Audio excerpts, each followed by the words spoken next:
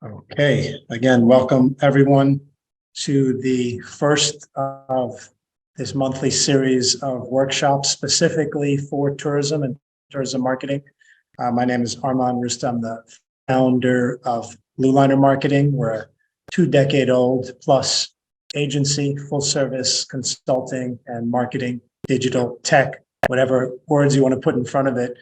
We've changed it over time, but we've been at it for a while, and we're here in our third decade. We've been doing tourism marketing and other forms as well for quite some time. And we're here today to share some knowledge with you from our experience, from my experience personally in leading the agency and the agency's clientele, best practices that we've drawn out. Best practices are tough because they're changing all the time. You have to kind of keep revisiting what was, let's say, best practice for SEO or for web design in 2020, 2021 isn't necessarily the same in 2023 and going forward. The trends are definitely following a certain line, so you can kind of follow the pattern. And usually the best practices and trends stack on top of each other. So it's not like you lose the one before it. They usually stack and build on top. So there's definitely a good purpose and a good rationale for continuing to get the education and continuing to stack your own experience, as again we've done now going into our third decade in marketing and technology services.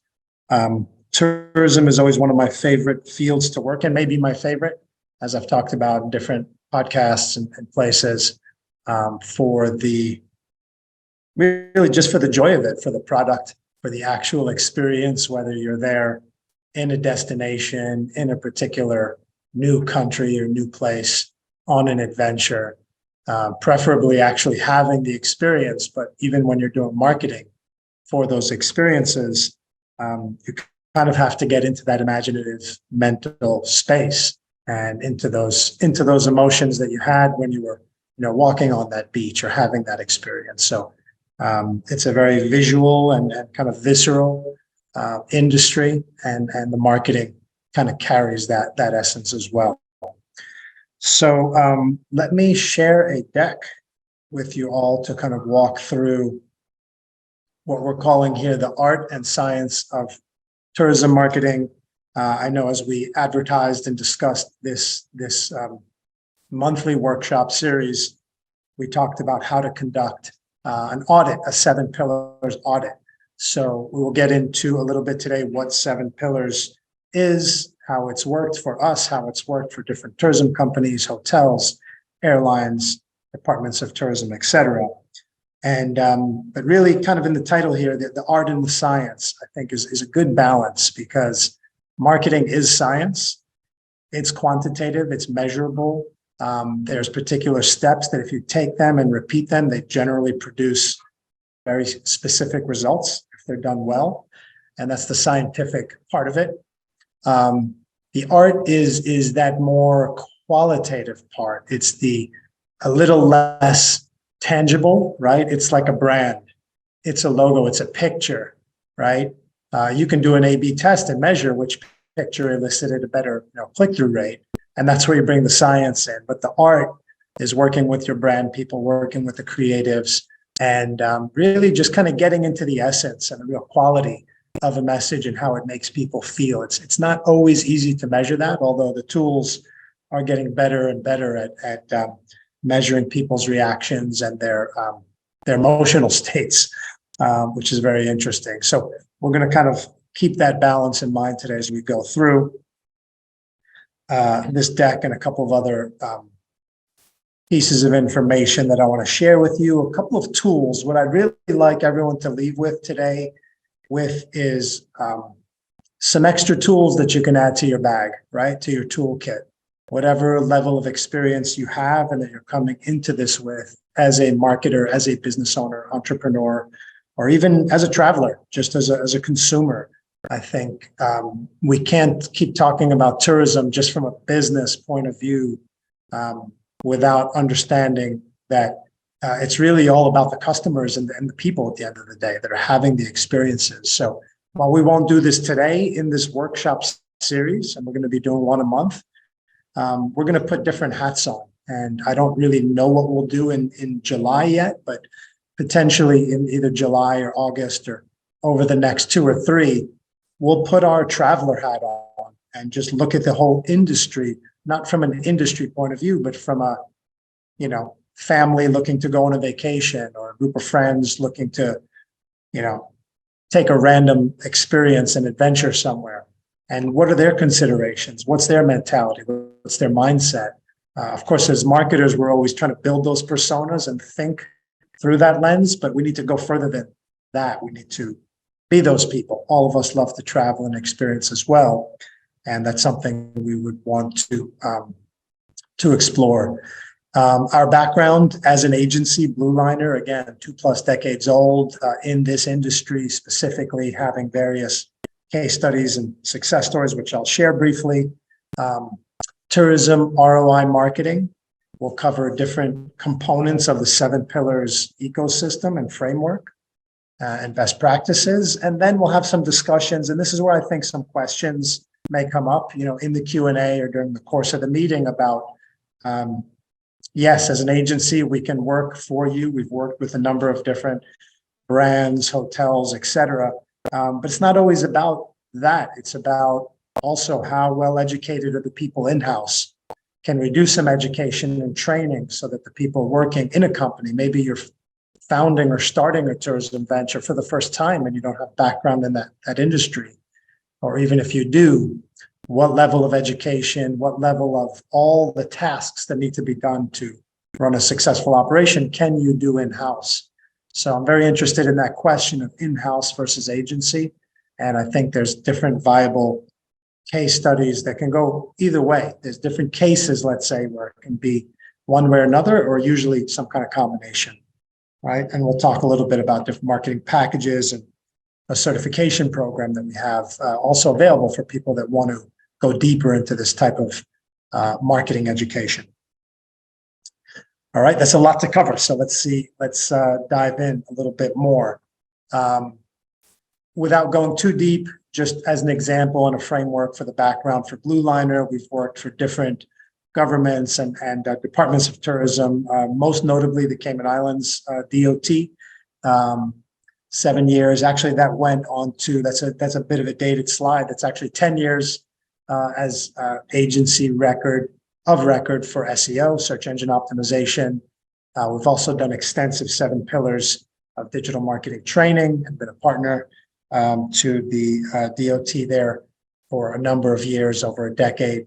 And also we're the web development agency of record, not actively, but for a 2-year period, which has been an amazing experience. It's a wonderful place to visit and to work for those that work in the tourism industry there. Hello to everyone from Cayman Islands. We also did some extensive projects for various airlines, including Lufthansa. There's a whole case study here. I won't bore you with the details, but for anyone who is participating today, make sure we have your email. You can either put it in the chat at the QA or in LinkedIn if you're there in the comments, and we'll make sure to follow through and share with you our deck that has these case studies and some of these best practices. Again, these are tools for your toolkit to take forward and utilize, hopefully for the betterment of your own marketing. This was an old one. Looking at this today, I forgot that this was probably one of our first tourism projects that we did for a nice brand that some of you may have heard of called Izod, a clothing fashion brand, but they actually went into the fragrances business for a little bit. I don't think they're still in that field, but this was a foray that they made, and they wanted to do it around adventure. So there was this brand, Seek Adventure. This was an old Flash website from years back. So this goes to show, again, I'm dating myself and our agency, but it's nice to go back and see how things evolved. And this is actually, Flash was a great web tool. And on that note, not really much today, but I'll tease it out for one of the next workshops or 2. Maybe the next one would be top trends in tourism related web and app design. So that's just some background.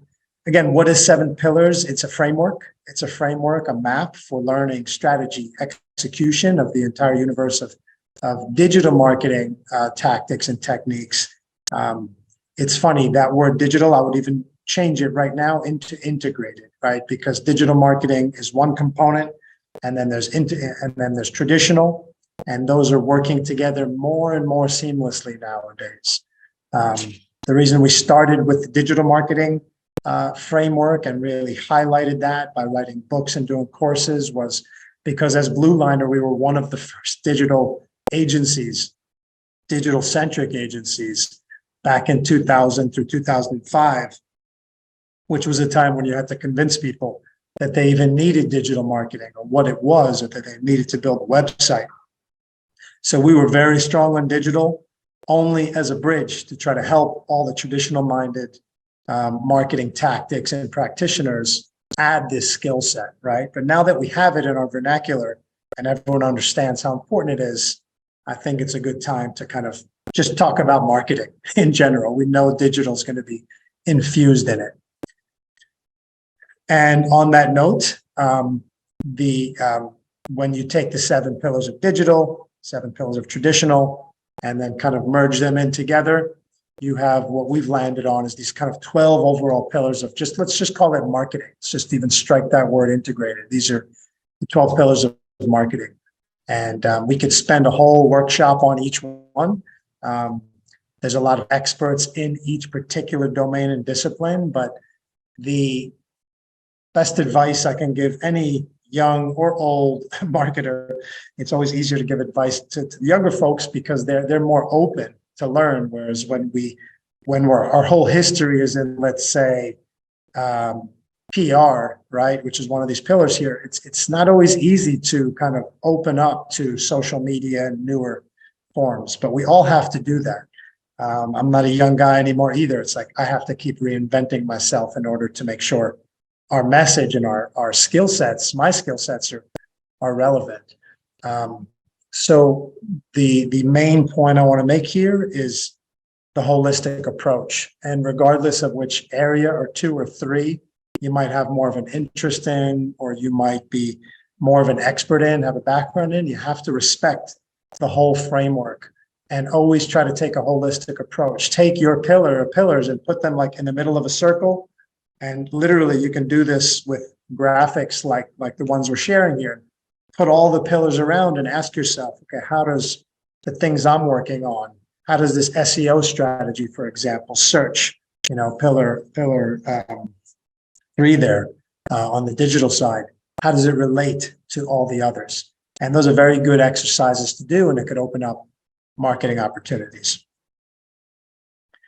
What is the Matrix, right? It's like one of my favorite movies, obviously a great movie, but in this case, it's the marketing matrix, right? The marketing matrix, it's a visual and a visualization of your overall map and framework. I like to call it a chessboard because it's just that. It's what pieces do you have and how are you moving the pieces you have? You can't see it here, but in our HQ headquarters in Jersey City, we have big writable walls that are pretty much big matrix maps. That's what those maps on the wall are for some of the guys sitting in the office.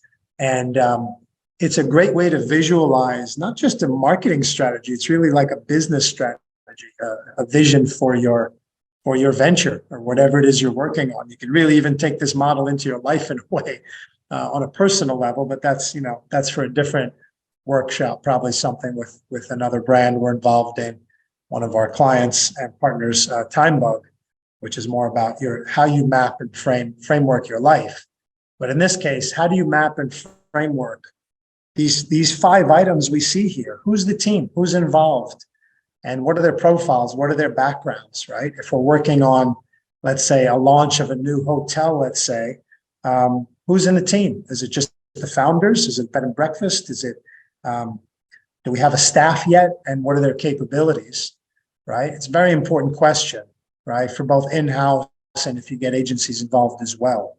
You could hire a great agency, but if they don't, again, have the tourism background and you're launching a hotel, that might not be the best fit because there's very special principles apply across any industry, but there are very particular language and nuances to each industry, right? So who's involved? A.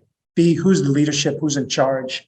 Key stakeholders? Are there investors? What are they interested? Are they interested in a certain kind of clientele coming to their resort? Or do they just want to fill the rooms, as we say in tourism, put heads in beds, right? It's the big tourism marketing phrase, which is kind of catchy, but it's like, okay, do you just want heads in beds, or is it a certain type of clientele, right? And so that's why it's important to know who's the leadership, who are the key stakeholders, and what is it they want. Three, what are we doing in this area? Meaning, if projects are ongoing and campaigns are ongoing, we have to be able to evaluate what the key tasks are that are happening. Do we have a social media strategy? Is there a content strategy? Are there tasks happening daily for content development, for social listening, et cetera? And then point four, goals. What are we trying to achieve specifically each quarter, each month, each year? And then obviously having a proper audit, right? How are we doing in each area? I think this fifth point is a very, it's a challenging one, right? Because people in marketing, like ourselves, agencies, and people working in-house in VP roles, different marketing roles, everyone's always trying to prove themselves and kind of measure themselves. And usually there's accountability to the leadership team, to the stakeholders. So the challenge is to be able to be very objective and evaluate campaigns and everyone's performance as honestly as possible, which is hard to do. It's hard to do a self-evaluation, which is usually why agencies or third party, having some kind of third party tool or best practices tool like this marketing matrix and 7 pillars is helpful to be able to understand what are some good benchmarks and standards for, let's say, if we put in 10 hours a week in SEO as a kind of a beginner person who doesn't have much history, what's a good expectation to determine if I'm wasting my 10 hours a week or if that's actually fruitful? So that's a very particular measurement question, right? We can say the same about social media. We're posting every day. What does that really mean? Okay, how much time are we spending to do that? And what outcome, what goal? Is it influencing bookings?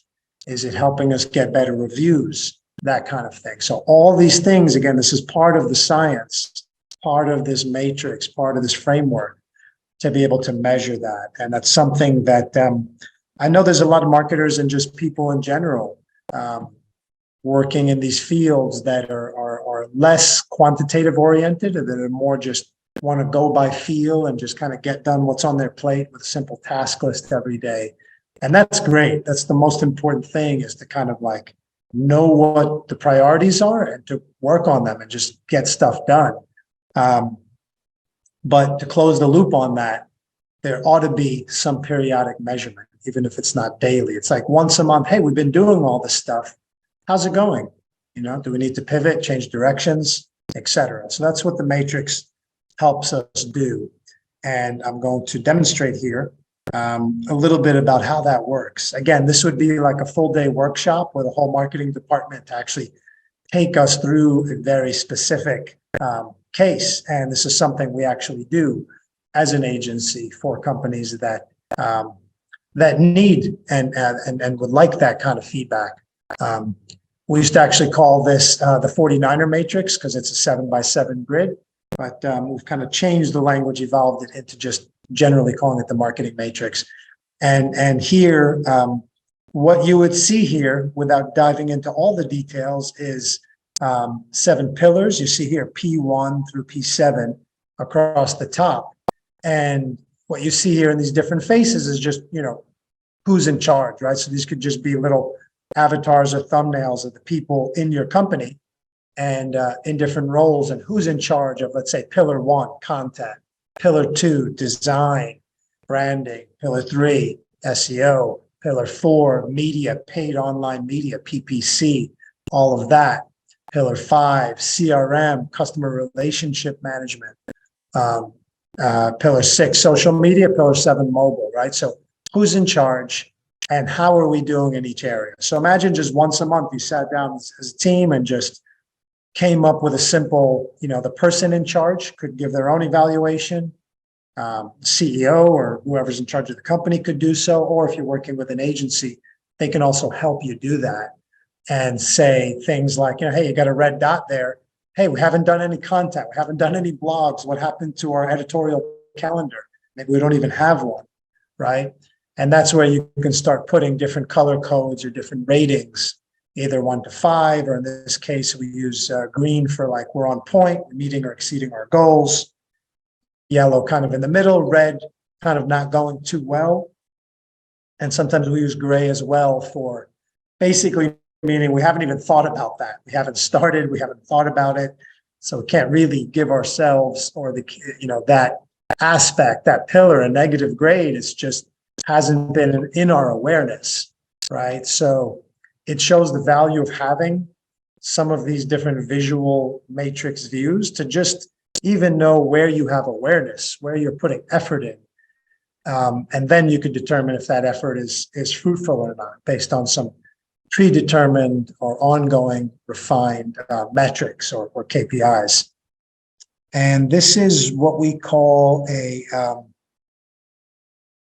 it's a canvas. So what do we have here? Again, along the similar lines, it's a similar matrix. You have the pillars across the top, but here we're focused on what we're calling the modes. These could just be modes of marketing or modes of business, right? And here's what those modes are, right? Brainstorming or ideation, strategy, tools, people, ROI, which involves budgeting and goals, right? So what's our budget for a particular, could be for the whole campaign, for the whole business, or for a particular pillar, right? So imagine you had P3 clicked on here, that would be, okay, search marketing. Let's look at all these 7 modes just for that particular area, right? So, but in this case, again, and staying within the tourism framework, right? And now let's think about a hotel in, let's say, the Caribbean, right? I like to always refer to different Caribbean experiences because we have so much experience there. Let's call it the Caribbean Dream Hotel in wherever it may be, Bahamas. I don't think there's one of that name there, but in any case, so we're doing a monthly, or let's say a quarterly meeting that they're doing, and we're coming in, someone new's coming in to lead the meeting. Let's say myself, and I'm coming in, and I'd put this board up and I'd want to know who's in charge, who's in charge of each area. Obviously, the first question is, well, what's the budget? What are our goals? You can't have goals without a budget. You can't have budget without goals. These things are all part of this grid. I believe this would be the third, second or third. The first mode would be ideation. Second and third would be ROI, and then strategy, right? So we need to kind of start putting numbers on the board, and I'd like to see the previous quarter. I'd like to see the previous 12 months, month by month or quarterly. As we know, in tourism business, in most cases and most places, especially sunny destinations, there's a seasonality, right? Summer is here now, right? It's June 27th. So people are planning their summer vacations, family trips. It's usually a peak season of travel. So we'd want to see some seasonal historical budgets and past performance. And then based on that, we can have a really good conversation about what our forward-looking 12-month goals are in relation to the previous. I know we just came out of COVID and lockdowns, and a lot of tourism destinations were literally in the Caribbean and worldwide shut down for a year or two. So a lot of those businesses haven't been able to come back online, but for those that have, it's the history in 2021, 22 is a little sketchy because a lot of things were still closed off. So 2023 really looks to be the first year where things are almost fully back open everywhere. So you might want to do some comparables and look back at 2019, the year before COVID, as maybe the last year to compare on ROI. I would want to ask questions right away about who are the people involved in the team, in-house, agencies, consultants, and who's got different roles. What tools are we using? Again, not just from a digital marketing, this could be digital, traditional, all around. What tools are we using for analytics, on the website? Google Analytics usually is a typical one.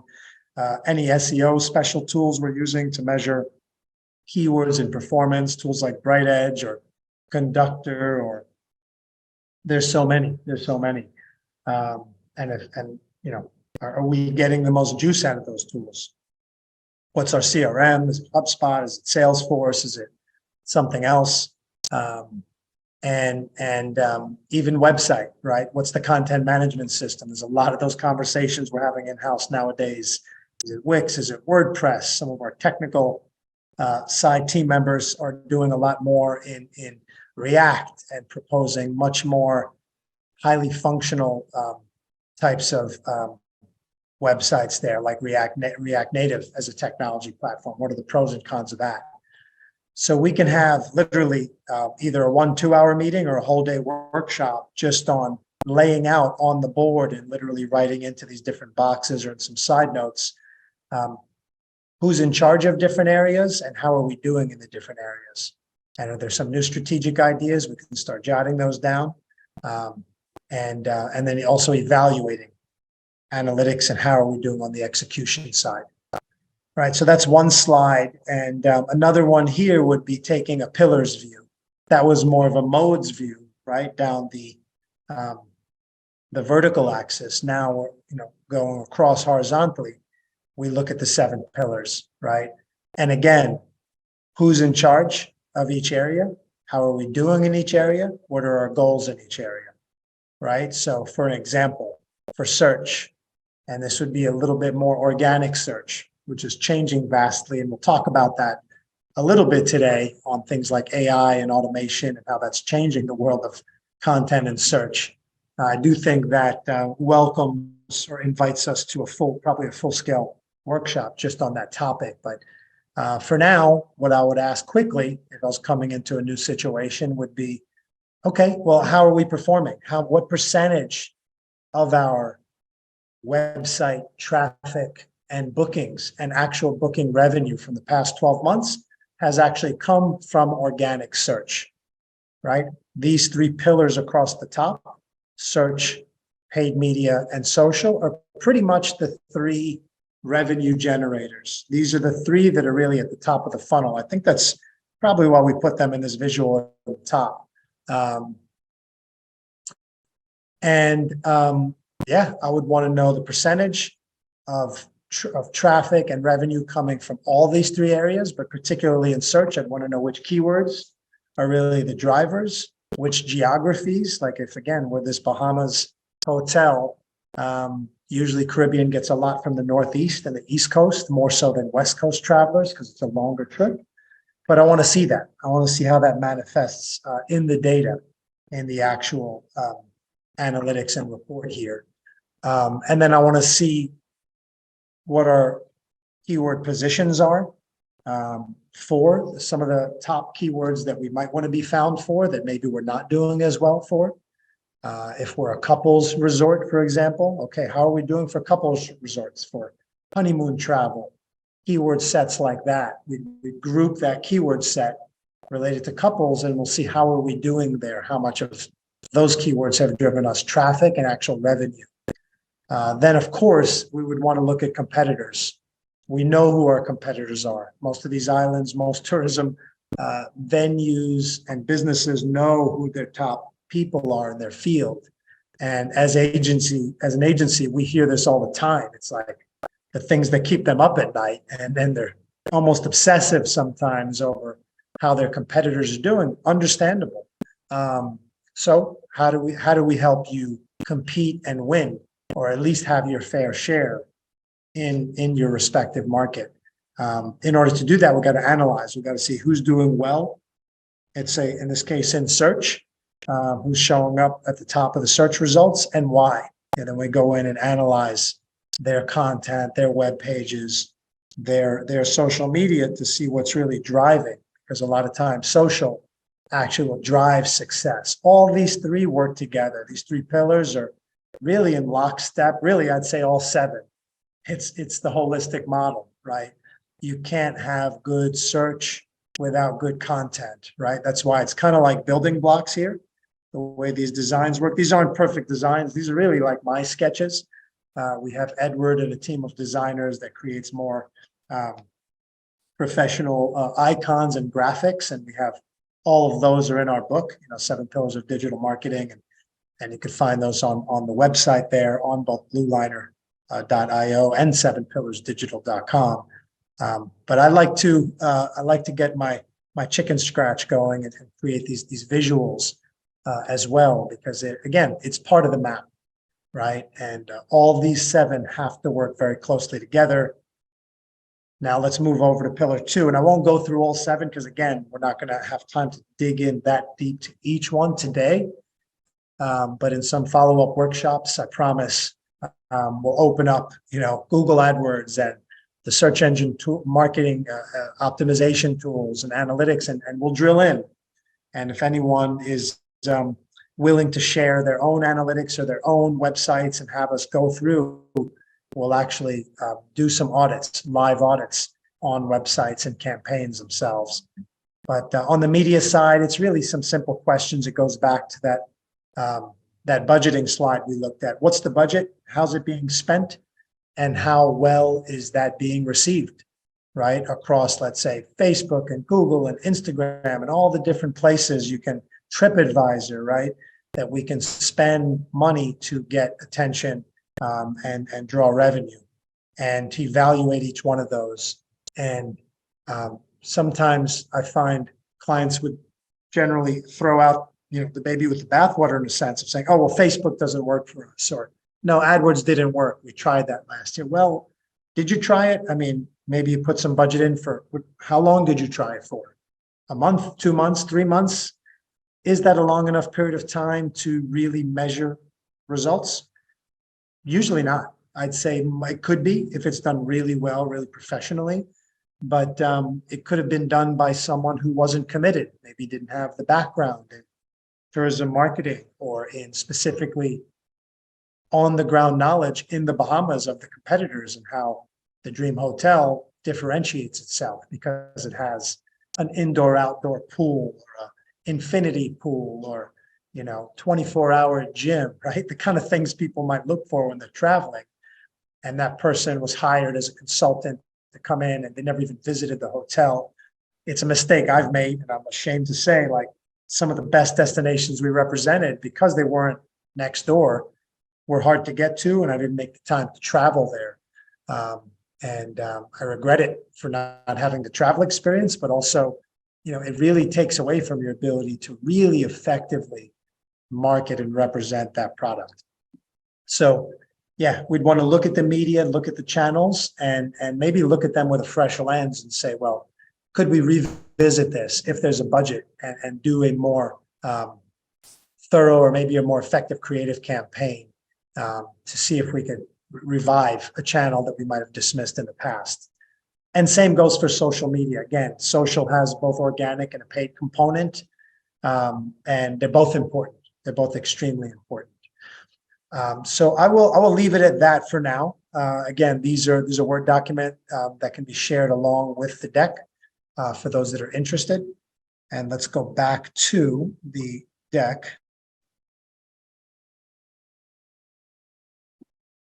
And try to round out over the next 10 minutes here. I just want to throw these out there. These are some, big ideas. I don't think they're really big ideas anymore. I mean, these were the initial time I did this presentation was probably in 2016, 17. And I was talking about, blockchain is a big idea for tourism, changing the way people both plan and pay for tourism. It's still not happening really on any kind of mass scale. So I believe there's a huge opportunity in this kind of Web3 space for example, when you go to, let's say, Cayman Islands, to stick in that example, they have their own currency, right? They're not going to accept dollars. In some places will, some won't. So you need your Cayman dollars, right? So You got to make sure to, when you get to the airport, you're trying to get your bags and get to your hotel, you've also got to change money. And that's kind of annoying, right? A lot of places accept credit cards, not all do, not all like it. They don't, a small tour boat operator that's going to take you to Stingray City, would possibly like to get paid in cash.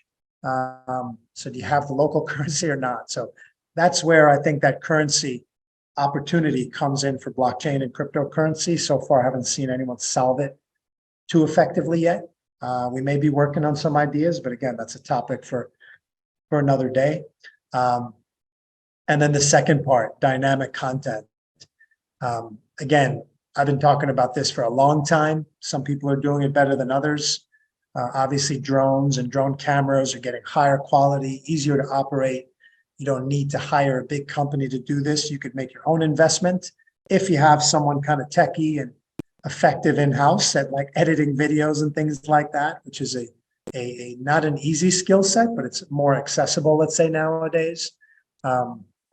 It's always amazing to me how little GoPro, and GoPro is just one brand. I know there's others that are doing it, but I think waterproof cameras that could record amazing footage of sharks and eels and other various underwater and overwater scenery. And I know this will really appeal to our VP of marketing, Steve. He dives with sharks. Steve, God bless you. Maybe you could share with us some of your footage in a future workshop. But yeah, I remember just first starting to see that underwater footage. And it's just incredible. So imagine having that in your social media and in your website versus just static but beautiful pictures of underwater, overwater. So I think live streaming coming into that is another idea that I don't quite see enough of. And I think, virtual experiential is another whole area. We know Apple just announced its, VR experience. And imagine you're considering going to, let's say, either Bahamas, Aruba, or Cayman Islands, and you're like doing this research and they're all in your, as we would call it, consideration set. And then one of them says, hey, download our app and put on your VR headset, and we'll give you the virtual tour of what it's like to go to Stingray City, overwater, underwater.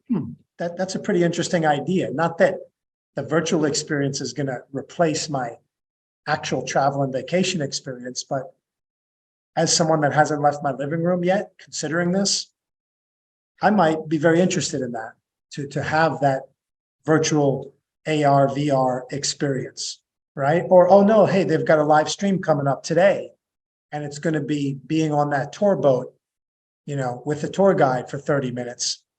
Again, that's never going to replace the live experience, but as I'm considering where I might want to travel or trying to remember a great experience I had, these are things that I think, and we don't think, we know they're effective and they work. They're just not really being used as widely as I think they could be. So with the right kind of strategy, the right kind of budgeting and expertise, these are things that we've made happen for clients, and that we'd like to see more people in the field doing so as well.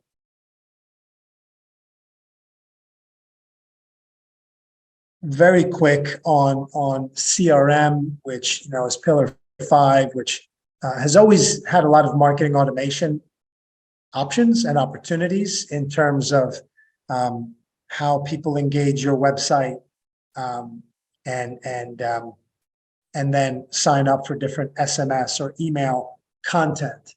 Let's say, again, you love the vacation you had to Barbados, and you signed up to get weekly deals or experiences, like I said, snapshots, right? So how do you work that into your CRM strategy to give people the content that they want, and using tools like AI to even generate either new content or pull from, most tourism businesses have huge pools of existing content. I mean, again, working with Cayman Islands Department of Tourism, almost every 2 or 3 years, they would bring in amazing photographers to do all kinds of aerial and underground footage, the kind of stuff we were just talking about. And then 3 years later, they'll do a whole nother shoot, right? So you're always getting new stuff, but all that old stuff was great too.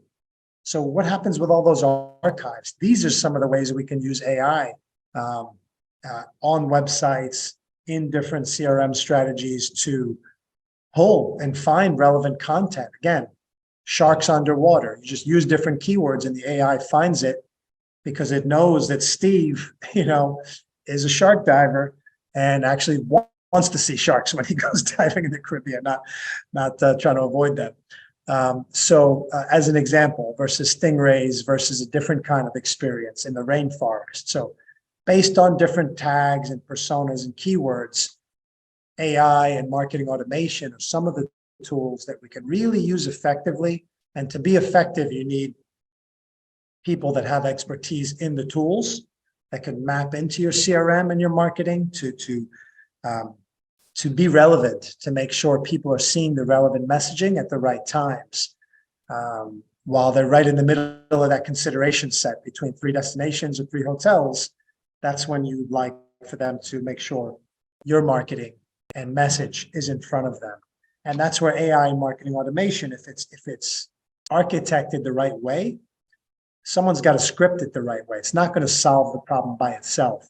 There's still got to be a human being that understands marketing, that understands the customer base, that can produce the right messaging and program that AI and automation so it could have these kind of flow charts where it's messaging people in the right way at the right time.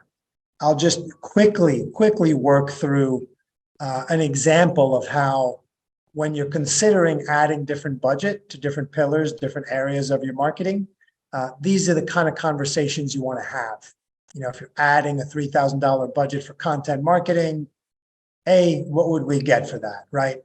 A couple of new original articles, how and where that content is published, and then it's integrated with your search marketing, creating content that can, really address kind of content your customers want to see and hear. Remember, content isn't just written content, it's visual, right? And it's even auditory, audio content. Look how popular podcasts are nowadays, right? And you want to be able to have a good idea of what kind of benchmark you're seeking, right? That you'd get a 30% increase in revenue within 6 months. So you put something like that out there in advance, and then you measure it as you go through to see if that budget, can justify itself to continue after that 3 to 6 month period. So that's on content. There's a few other examples here.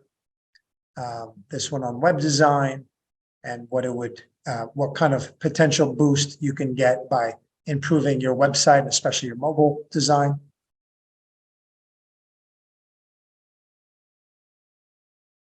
Online media, increasing a budget potentially, and what kind of ROI that would have.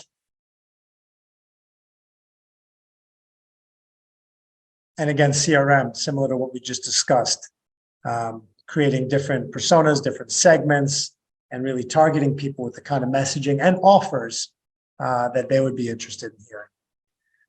So I'm going to wrap up kind of the main body of the presentation here.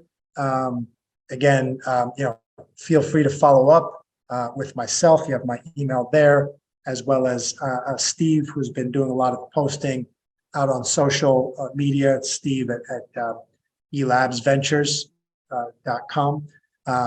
Follow through whatever you take forward from this. All great ideas and tools. Hopefully you find some of them to be useful, but use them in your daily execution. And bottom line, keep growing, keep getting educated. You can do it. Anyone can do this on their own, can do it in-house. It's good to bring in the help of experts where you feel you're just overwhelmed or you need some direction strategically. But whatever you do, keep growing, keep getting educated. That's what we're here to provide support for. And thank you for your time. With 7 pillars, again, we have education, we have boot camps. We can come in and do very particular audits at all levels. For people that are beginners, all the way up through what we call, blue belt, which in our system is the highest level, and it's kind of an ode to Blueliner and the agency that spent, now in our 3rd decade, building and developing these best practices, these ideas. And just a little teaser again for what would be the next tourism webinar. We'll focus on web design trends for the tourism industry. I have 15 trends here. I've already got some slides, but I'm not going to share those at this moment. But if you tune in one of the last couple of weeks in July, we'll be doing that webinar. Let me see. I saw a couple of questions kind of coming in, and I think we only have time for one here, maybe two. Question is, in addition to SEO and copywriting, where do you see AI having an impact on marketing and tourism in the next few years? That's a great question. We touched on it a little bit briefly here in terms of the CRM and really the relationship management. So I think I want to stick with that. I mean, you talked about copywriting in your question, but I would go beyond that. A lot of AI nowadays is doing imagery, is doing videos, right? Some of the leading AI companies and tools nowadays, and I don't have the names offhand, they'll produce your videos, right? They'll do the editing and the pre-roll and the post-roll, some of the things we have highly skilled experts doing now.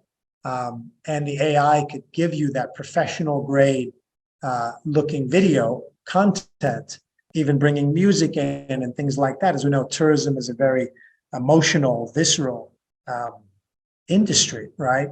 And the product itself. So I think in that area of content development, we'll see a lot of hopefully higher quality videos. Sometimes when AI and computer generated kind of models get involved, sometimes it's like you can almost tell, at least I can, that it's like, I don't think someone wrote this. This looks like it might have been AI. I think those lines will get more and more blurred where you just can't tell. The quality is just there.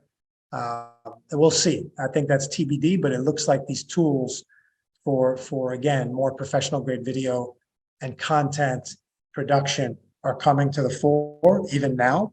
And then I think going forward, as you asked, next few years, it's that personalized communication, right? Because nowadays, when you're chatting with a chat bot, right? Instead of like chatting with someone, if you're in a web chat asking questions, hey, do you have availability? I'm trying to book dates. I'm trying to take my, wife and family on this trip, and you want to talk to someone before you put your credit card in, right? So instead of calling, you want to chat with someone on your phone or on your computer. So I think the AI is going to start getting a lot more intelligent in that chat and interaction to be able to answer questions instead of just sending you resource links to pages where you have to read, but to have that real intelligent conversation based on how you're posing the questions.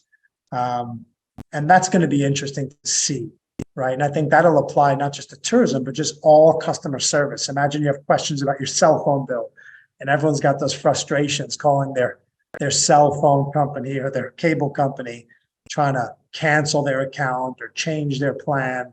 Now imagine those are voice activated or chat bots that are AI. It'll be very interesting to see. I do believe the intelligence is getting better and better there. But again, it's TBD. Okay, last question, then we're going to jump. What is the cost for an agency handling SEO for a small hotel?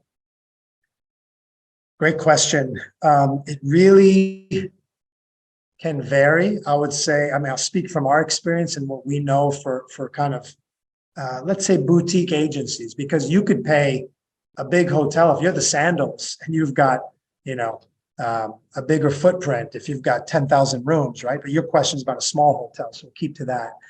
I'd say a fair price would be anywhere between $3,000 and $5,000 a month.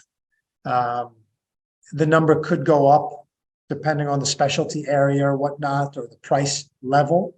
And you really have to look at your cost per, as I say, ADR, your cost per room per night, and how much money you typically make when someone books a trip.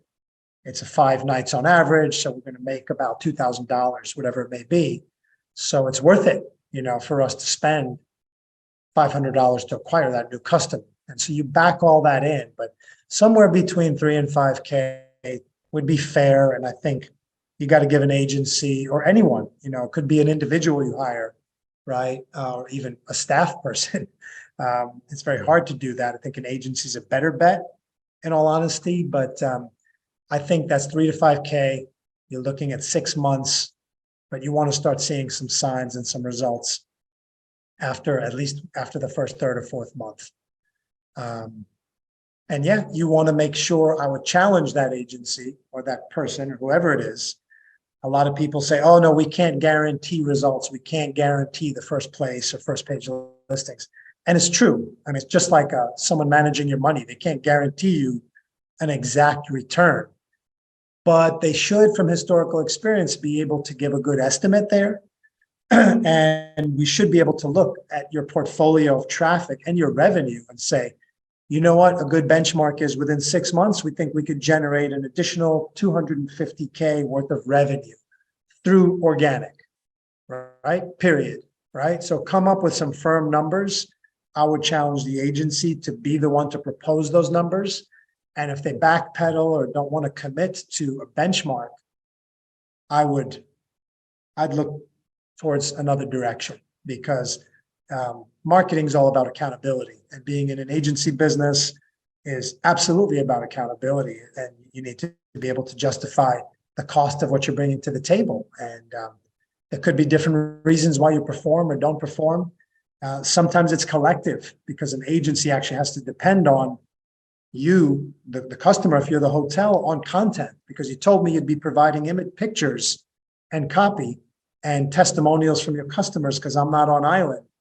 And if you don't provide that, then you can't just point the finger at the agency. It's really teamwork. It's a holistic process. But yes, so 3 to 5K is a good SEO starting point budget. I want to thank everyone for their time. We have recorded this, so if you weren't able to tune in live or catch the whole workshop here on LinkedIn, on Zoom, or however you tuned in, take a look out for email and we'll follow up. You can have it as a reference, share it out with others. And again, if you want access to the PowerPoint deck and or the those marketing matrix maps, please let me know and we'll be happy to share that with you. Take care, everyone. Have a great day.